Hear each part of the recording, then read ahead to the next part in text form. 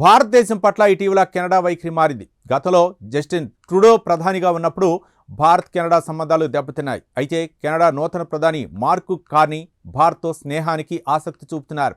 ఈ నేపథ్యంలోనే ఆయన భారత్ పర్యటన పెట్టుకున్నారు. కాగా మార్క్ కార్నీ పర్యటనతో భారత్ కెనడా స్నేహ సంబంధం బలపడే అవకాశాలున్నాయి.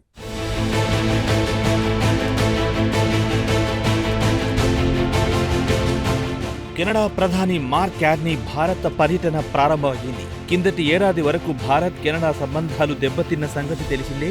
ప్రధానంగా అప్పటి కెనడా ప్రధాని జస్టిన్ ట్రూడో 100% భారత్ పట్ల వ్యతిరేక వైఖరి అవలంబించారు. అయితే కిందటేడాది జరిగిన కెనడా ఎన్నికల్లో లిబరల్ పార్టీ విజయం సాధించింది. దీంతో లిబరల్ పార్టీకి చెందిన సీనియర్ నేత మార్క్ కార్నీ కెనడా ప్రధానిగా ఎన్నికయ్యారు. అప్పటి నుంచి భారత్ పట్ల కెనడా వైఖరి మారిపోయింది. భారత్తో స్నేహానికి కెనడా ప్రధాని మార్క్ కార్నీ ఆసక్తి చూపుతున్నారు.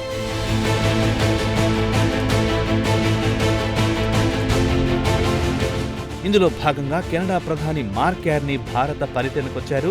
ఈ సందర్భంగా ఒక అంశాన్ని ప్రముఖంగా చెప్పుకోవాల్సి ఉంది. భారత ప్రభుత్వంపై గతంలో కెనడా ప్రభుత్వం అనేక ఆరోపణలు చేసింది.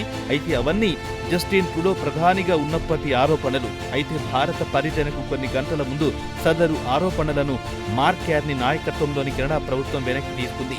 దీంతో భారత్తో స్నేహ సంబంధాలకు తాము అత్యంత ప్రాధాన్యం ఇస్తున్నట్టు కెనడా ప్రభుత్వం సంకేతాలు పంపినట్లయింది.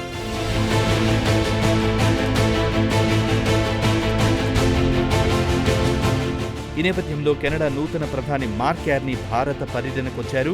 గతంలో ట్రూడో సర్కార్ చేసిన ఆరోపణలను తాము విశ్వసించడం లేదని ఆయన వెల్లడించారు. అంతేకాదు భారత విదేశాంగ విధానంపై తమకు నమ్మకం ఉందన్నారు మార్క్ కార్నీ. అంతేకాదు ఇతర దేశాల ఎన్నికల్లో జోక్యం చేసుకునే నైజం భారత్ది కాదని తాము విశ్వసిస్తున్నట్టు కెనడా ప్రధాని మార్క్ కార్నీ వెల్లడించారు.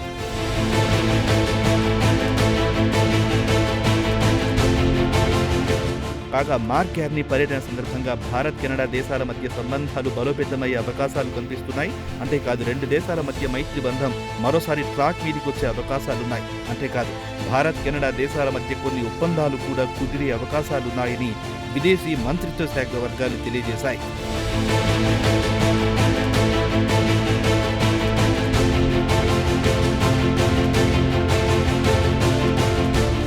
కాగా కెనడా ప్రధాని మార్క్ కార్నీ హార్వర్డ్ యూనివర్సిటీలో చదువుకున్నారు. ఆయనకు సుదీర్ఘకాలం పాలనా అనుభవం ఉంది. బ్యాంక్ ఆఫ్ కెనడా డిప్యూటీ గవర్నర్గా పనిచేశారు. అలాగే బ్యాంక్ ఆఫ్ ఇంగ్లాండ్లోనూ ఆయన పనిచేశారు. ఆ తర్వాత కొంతకాలం పాటు సెంట్రల్ గవర్నర్గా కూడా బాధ్యతలు నిర్వహించారు. కెనడా ఆర్థిక సంక్షోభంలో చిక్కుకున్న అనేక సందర్భాల్లో పరిష్కార మార్గాల్లో ఆయన కీలక పాత్ర పోషించారు. నూతన ప్రధానిగా మార్క్ కార్నీ ఎన్నిక కాగానే కెనడా ప్రజలను ఉత్తేజితులను చేసే ప్రసంగం చేశారు. సగటు కెనడా వాసి నాడి పట్టుకున్నారు.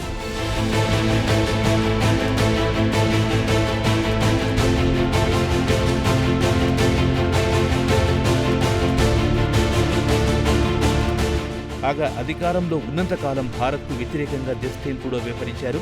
ఖలిస్తానీ ఉద్యమ నేత హర్దీప్ సింగ్ నిజ్జర్ హత్య కేసుపై జస్టిన్ ట్రూడో నిరాధార ఆరోపణలు చేశారు. ఇది ఆ తర్వాత జస్టిన్ ట్రూడో నాలుక మడతేశారు. నిజ్జర్ హత్యతో భారత్కు ప్రమేయం ఉందని చెప్పడానికి తమ వద్ద ఆధారాలు లేవన్నారు. కేవలం నిఘా వర్గాలు అందించిన సమాచారం మేరకు తాము భారత్పై ఆరోపణలు చేశామని స్పష్టం చేశారు.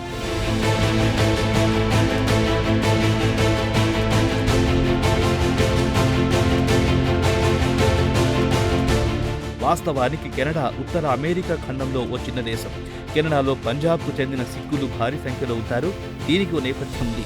ప్రపంచ యుద్ధాల్లో భారత సైనికులు బ్రిటన్ తరపున పాల్గొన్న సంగతి అందరికీ తెలిసిందే. ఈ కారణంతో 1947కు ముందు నుంచి పంజాబ్ నుంచి అనేక మంది సిక్కులు కెనడా వెళ్లారు. అక్కడే స్థిరపడ్డారు. కాగా 1970లో కెనడా ఇమిగ్రేషన్ చట్టాలు సులభతరమయ్యాయి. ఈ నేపథ్యంలో భారత్ నుంచి కెనడాకు భారీ స్థాయిలో వలసలు పెరిగాయి.